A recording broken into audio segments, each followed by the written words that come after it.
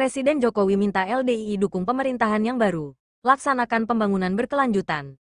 Presiden Joko Widodo menerima kehadiran Ketua Umum DPP LDII Kiai Haji Kriswanto Santoso dan jajarannya di Istana Merdeka, Jakarta, pada Selasa, tanggal 3 September tahun 2024. Dalam pertemuan tersebut, Kiai Haji Kriswanto Santoso menyampaikan berbagai pencapaian dan rencana LDII dalam mendukung program pemerintah. Kami mengucapkan terima kasih bahwa selama 2 periode Presiden Jokowi memimpin, Presiden berhasil menjalankan tugasnya dengan baik hingga menjelang akhir masa jabatannya ini.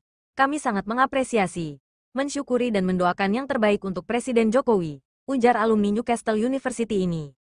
Selain silaturahim, LDII juga menyampaikan laporan hasil Rapat Kerja Nasional Rakernas yang telah dilaksanakan pada bulan November tahun lalu. Rakernas tersebut dibuka oleh Presiden Joko Widodo dan dihadiri oleh 3 calon presiden saat itu. Kami melaporkan hasil Rakernas yang telah dibuka oleh Presiden. Kami berharap hasil Rakernas ini tidak hanya menjadi catatan di atas kertas, tetapi benar-benar terimplementasi di lapangan, ujar Kiai Haji Kriswanto. Dari program kerja bidang kebangsaan, LDII bekerja sama dengan MPR untuk mendirikan sekolah virtual kebangsaan, yang bertujuan untuk menanamkan nilai-nilai kebangsaan kepada ulama, pimpinan pondok-pondok pesantren, mubalik, dan dai-dayah di seluruh Indonesia. Selain itu LDII bekerja sama dengan jajaran kejaksaan di seluruh Indonesia melaksanakan program Jaksa Masuk Pesantren, Jaksa Keren. Program ini penting untuk menyebarluaskan informasi hukum dan meningkatkan kesadaran hukum di kalangan santri. Melalui Jaksa Keren, ditanamkan juga nilai-nilai kebangsaan dan kebinekaan melalui 4 pilar kebangsaan. Kita berharap santri paham tentang hukum sehingga dapat menjauhi hukuman, ujar Kriswanto.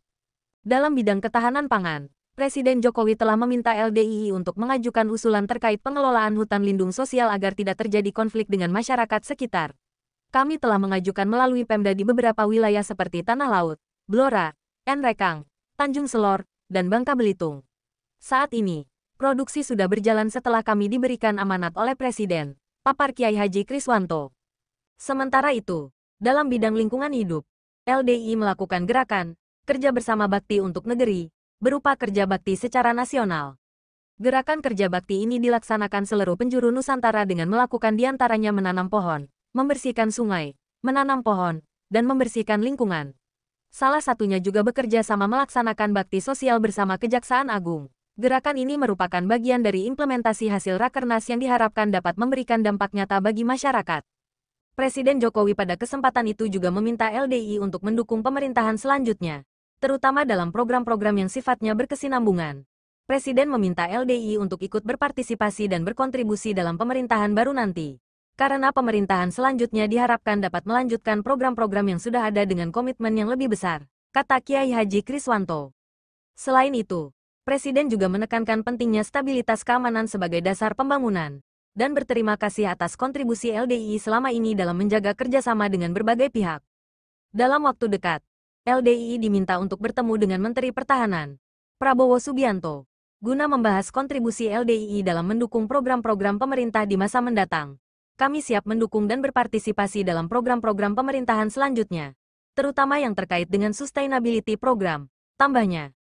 LDII juga menegaskan komitmennya dalam mendukung program prioritas pemerintah yang telah selaras dengan hasil Rakernas LDII, seperti kebangsaan, keagamaan, pendidikan, kesehatan, pembangunan SDM, teknologi digital, ekonomi syariah, ketahanan pangan, lingkungan hidup, serta energi baru terbarukan.